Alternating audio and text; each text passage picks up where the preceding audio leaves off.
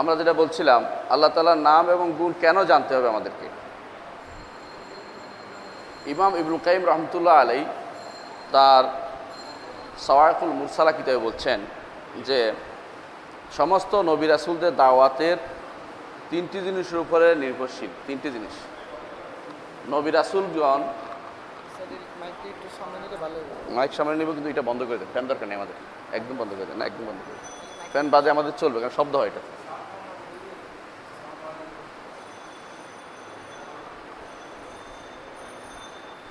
আল্লাহ তাআলার সমস্ত নবী রাসূলগণ যেই তিনটি জিনিসের উপরে তাদের দাওয়াতকে মোরাক্কাজ করেছেন, খাস করেছেন, তিনটি জিনিস আমাদের জানা দরকার। তো বুঝতে পারবো যে আল্লাহর নাম এবং গুণ কেন জানতে হবে। সমস্ত নবী রাসূলগণ তাদের দাওয়াত তিনটি জিনিসের উপরে নির্ভরশীল ছিল। একটি হচ্ছে আল্লাহকে তার নাম, গুণ এবং কর্মসহ জানা। আল্লাহকে নাম, গুণ এবং কর্মসহ জানা, এটা ছিল নবীদের প্রথম উদ্দেশ্য। মারেফাতুর রব, মারেফত করে সবাই কান্নাকাটি করে। সারা দুনিয়ার মানুষ সবাই মারেফত অর্জন করতে চায়। আল্লাহর মারেফত, কত বলে যে আল্লাহর মারেফত চাই, আল্লাহর মারেফত চাই, কিন্তু সেই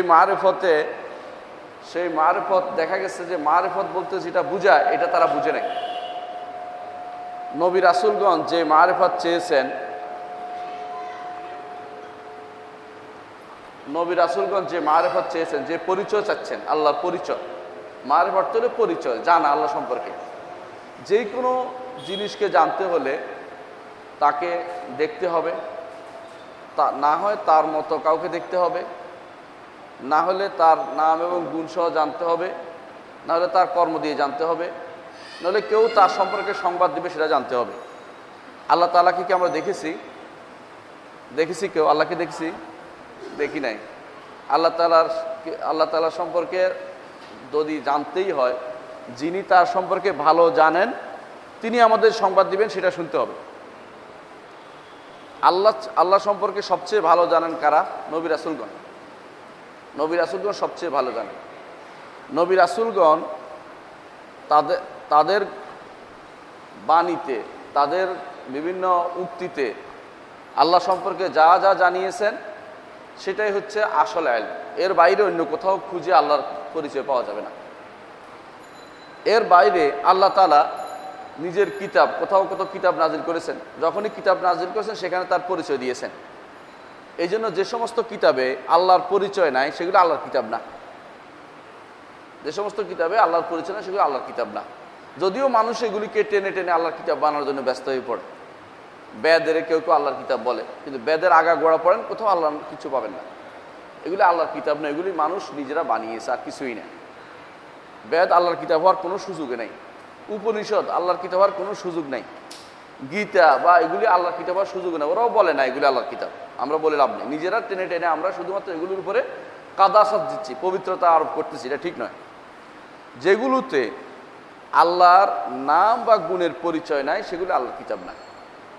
তো আল্লাহর কিতাবে আল্লাহর পরিচয় আসছে। নবী রাসূলগণ আল্লাহর পরিচয় দিয়েছেন। আল্লাহর পরিচয় দিয়েছেন। তাহলে নবী রাসূলগণ যে তিনটি কাজের জন্য আসছেন, প্রথম কাজ হচ্ছে একটা, সেটা হচ্ছে আল্লাহর পরিচয় তুলে ধরবেন। তার নাম ও গুণের মাধ্যমে, তার কর্মের মাধ্যমে আল্লাহ তাআলাকে তার পরিচয় সুন্দরভাবে তুলে ধরবেন। মুহাম্মদুর রাসূলুল্লাহ সাল্লাল্লাহু আলাইহি ওয়াসাল্লাম এই কাজটি করেছেন এবং সমস্ত নবী তা করেছেন। এটার প্রথম কাজ নবী রাসূল দাওয়াতের। নবী রাসূলদের দাওয়াতের দ্বিতীয় কাজ হচ্ছে যে তারা আল্লাহর কাছে যাওয়ার মাধ্যমটা বলে দেন, আল্লাহকে পাওয়ার মাধ্যমটা বলে দেন। আল্লাহর কাছে অর্থ কি? আল্লাহর পথ, যেই পথে চললে আল্লাহর পথ হবে সেই পথটা তারা বলে দেন। এই জন্য রাসূলুল্লাহ সাল্লাল্লাহু আলাইহি ওয়াসাল্লাম দেখিয়ে দিয়েছেন, এটা আমার সোজা পথ, এদিকে ওইদিকে দুইটি ভিন্ন ভিন্ন রাস্তা আছে। এগুলি প্রত্যেকটাতে একটা একটা শয়তান বসে আছে, বলো এদিকে আসো ওদিকে আসো। কিন্তু নবী রাসূলদের দাওয়াতের এই পথটা তারা দেখিয়ে দিয়েছেন, এই পথে যেতে হবে। প্রথমে আল্লাহ সম্পর্কে পরিচয় দিয়েছেন, তারপর আল্লাহর কাছে যেতে হলে কি করতে হবে সেটা বলে দিয়েছেন। আল্লাহর কাছে যাওয়ার অর্থ কি? যে যেই পথে গেলে আল্লাহ তাআলা খুশি হবেন, যেই পথে চললে দুনিয়াতেও খুশি হবেন এবং আখিরাতেও পার করে নেবেন। বিরাট যে সমস্যা, হাসরের মাঠের সমস্যা, মিজানের সমস্যা, আমলের সমস্যা, ফুলসিরাত পার হওয়ার সমস্যা, এই বিরাট কবরের সমস্যা, কত কিছু, কত সমস্যা তা শেষ নেই। এমন একটি পথ দেখিয়ে দিবেন নবী রাসূলগণ, যেই পথ দিয়ে চললে আপনি অটোমেটিক্যালি এমন জায়গা পৌঁছবেন, আপনার উদ্দেশ্য যেটা সেটাতে পৌঁছবেন। সেটা হচ্ছে 3 নম্বর, নবী রাসূলদের তৃতীয় উদ্দেশ্য। 3 নম্বর কি? এমন এক বাড়িতে, এমন এক জায়গায় নিয়ে যাবেন যে জায়গাটা তার সম্মানের জায়গা। তাহলে নবী রাসূলগণ 3টি উদ্দেশ্য আসছেন। আমি আবার বলছি, 1 নম্বর হচ্ছে আল্লাহর পরিচয় তুলে ধরবেন। কিসের মাধ্যমে? নাম, গুণ এবং কর্মের পরিচয় মধ্যে। আল্লাহ তাআলার কি নাম, গুণ? তা তিনি গফুর, তিনি ক্ষমা করেন। গফুর অর্থ ক্ষমাশীল, ক্ষমা করেন। কেমন? তিনি ক্ষমা করেন। এখন কর্ম কি? তিনি আমাদের সৃষ্টি করেছেন, জান্নাত জাহান্নাম সৃষ্টি, সব কিছু সৃষ্টি শিক্ষা, কর্ম, সমস্ত সৃষ্টি তার কর্ম। নবী রাসূলগণ এগুলি যখন আমাদেরকে জানিয়ে দিলেন, এরপরে বলেছেন ওইখানে আল্লাহ যেহেতু তোমাকে সৃষ্টি করেছেন, তার পথে তোমাকে চলতে হবে। এটা হলো দ্বিতীয় কাজ। তার পথে কি? কোরআন শুনে মানতে হবে, হাদিস মানতে হবে, তারপরে শরিয়া মোতাবেক চলতে হবে, আল্লাহ তাআলা যে শরীয়ত যেটার উপর চলতে হবে। 3 নম্বর, এরপরে এইটা চললে কি হবে? তুমি আল্লাহর ঘরে পৌঁছতে পারবে, যেই ঘরটা তোমার জন্য সম্মানের সাথে রাখা হয়েছে, যেখান থেকে বের করে দেওয়া হয়েছে। এক সময় আমাদেরকে আল্লাহ তাআলা বের করার সময় বলে দিয়েছেন, কি বলেছেন? ইম্মা ইয়াতিয়ান্নাকুম মিন্নী হুদান, তোমাদের কাছে আমার হেদায়েত পৌঁছবে, হেদায়েত যাবে। হেদায়েত কি? নবী রাসূলগণ, তাদের বাণী কোরআন, তাদের বাণী বিভিন্ন কিতাব, এগুলো আসবে।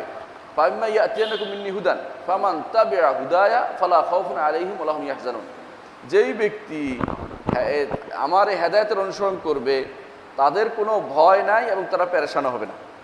এই 3টি জিনিস নবী রাসূলগণ মৌলিকভাবে দাওয়াতে নিয়ে আসছে। আপনি দেখবেন সারা জীবন খুঁজে এটারে পাইবেন। যত কিসসা কাহিনী বলেছে কোরআনে, কি জন্য? এটা দিয়ে যেন তাওহীদের দিকে আসে, যেন আল্লাহকে চিনে। যত ঘটনা বলেছে আল্লাহকে চিনার জন্য। কাফেরদের ধ্বংসের কথা বলেছে আল্লাহকে চিনার জন্য। ঈমানদারদেরকে নাজাতের কথা বলেছে আল্লাহকে চিনার জন্য। এমনকি কোরআনের এমন কোনো আয়াত আপনি খুঁজে পাবেন না প্রায়, যে আয়াতে আল্লাহর কোনো সিফাতের কোনো ইঙ্গিত নাই। আর বেশিরভাগ আহকামের আয়াতে আল্লাহ তাআলার কোনো কোনো সময় 2-3টা সিফাতও আছে। এটা আমরা আলোচনা করব। এর অর্থ হচ্ছে আমরা দেখতে পাইলাম যে নবী রাসূলগণ সবাই যে 3টি মৌলিক উদ্দেশ্যে আসছে, এর মধ্যে প্রথমটা হচ্ছে যেটা না হইলেই নয়, যেটা হলে অন্য দুইটার কোনো মূল্য নাই। আপনি কোন শরীয়তে চলছেন, কার শরীয়তে চলছেন? আপনি কি মুহাম্মদ রাসূলুল্লাহ সাল্লাল্লাহু আলাইহি ওয়াসাল্লামের দেয়া শরীয়তে চলছেন, না দুনিয়ার কোনো মানুষের দেয়া শরীয়তে চলছেন? এইটা আপনি বুঝতে পারবেন যখন আপনি আল্লাহ সম্পর্কে জানতে পারবেন।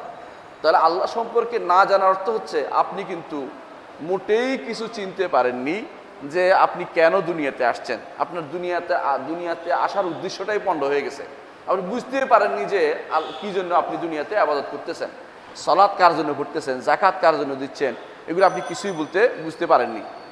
এই জন্য নবী রাসূলগণ সবার দাওয়াতের মূল কথাই ছিল এটা, ইয়া কওমি ইবুদুল্লাহ, আল্লাহকে চিনো। নামটা শুরু করেছে আল্লাহকে চিনো, নাম ধরে, যে আল্লাহকে চিনো, তার ইবাদত করো।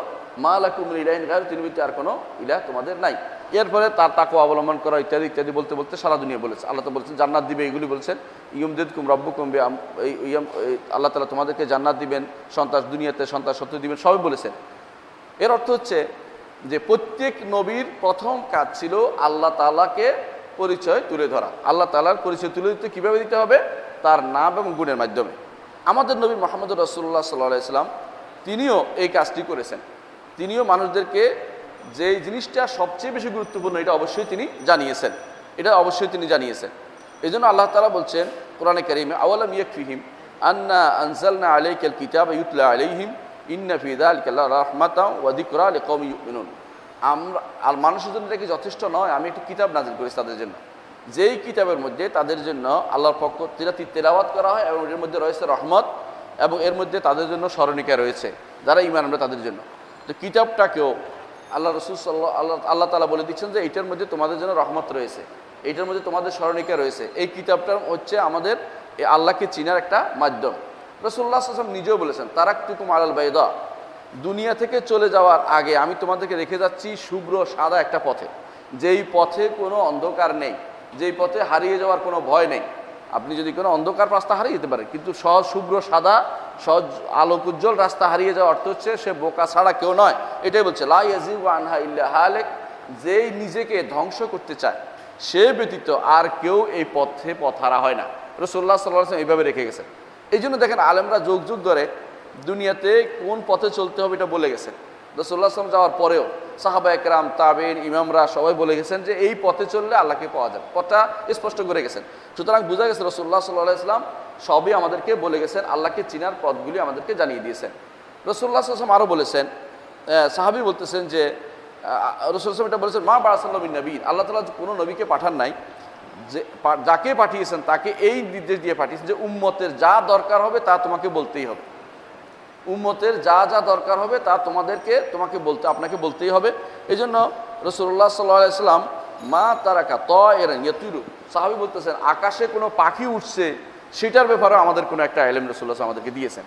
একদিন সকালবেলা তিনি উঠেছেন মিম্বরে, এমন বিকালবেলা নামছেন, মাঝখানে শুধু সলাতের জন্য সলাত আদায় হয়েছেন, শুধু তিনি আলোচনায় করে গেছেন, যে এই আলোচনা তিনি যে কি হবে, কি হয়েছে এবং কি হবে, যেগুলি মুখস্থ রাখার যে পেরেছে, যে মুখস্থ রাখতে পারেনি ছুটে গেছে, কিন্তু যারা উপস্থিত ছিলেন তারা অনেকে মুখস্থ রেখেছে। এগুলি হচ্ছে ফিতনা, মালাহাম, এগুলি কিতাবে আছে, যেগুলো হাদিসের ক্ষেত্রে ওগুলো উল্লেখ করা হয়েছে। এর অর্থ হচ্ছে নবীরা যে মহান যে উদ্দেশ্য নিয়ে আসছে সেটা হচ্ছে আল্লাহকে পরিচয় করে দেয়া, এবং সেটা তার নাম এবং গুণ দিয়ে। এইটা যদি কোনো কেউ না বুঝে তাহলে বোঝা গেল সে আসলে নবীদের দাওয়াতের যে মূল তাওহীদ এটাই বুঝে নাই, এবং মূল তাওহীদ না বুঝার কারণে তারা যে কোনো সময় পথভ্রষ্ট হয়ে যায়, যে কোনো মানুষ তাদেরকে পথভ্রষ্ট করে ফেলতে পারে। যদি পার্থক্য করতে না পারে কোন নামটি আল্লাহর জন্য প্রযোজ্য, কোন নামটি বান্দার জন্য প্রযোজ্য, কোন গুণটি আল্লাহর জন্য প্রযোজ্য, কোন গুণটি বান্দার জন্য প্রযোজ্য, এটা যদি কেউ পার্থক্য করতে না পারে তাহলে যে কোনো সময় সে হোঁচট খাবে, যে কোনো সময় ভুল করবে। এই জন্য দেখবেন অনেকেই এমন এমন নাম রাখে সে নিজেও জানে না যে এটা কি, দেখবেন যে এটা আল্লাহর নাম রেখে বসেছে, অনেক সময় এরকম হয়। এই জন্য যত বেশি আল্লাহ সম্পর্কে বেশি জানবে তত বেশি সে যত বেশি আল্লাহ সম্পর্কে তত আল্লাহকে বেশি ভয় করবে।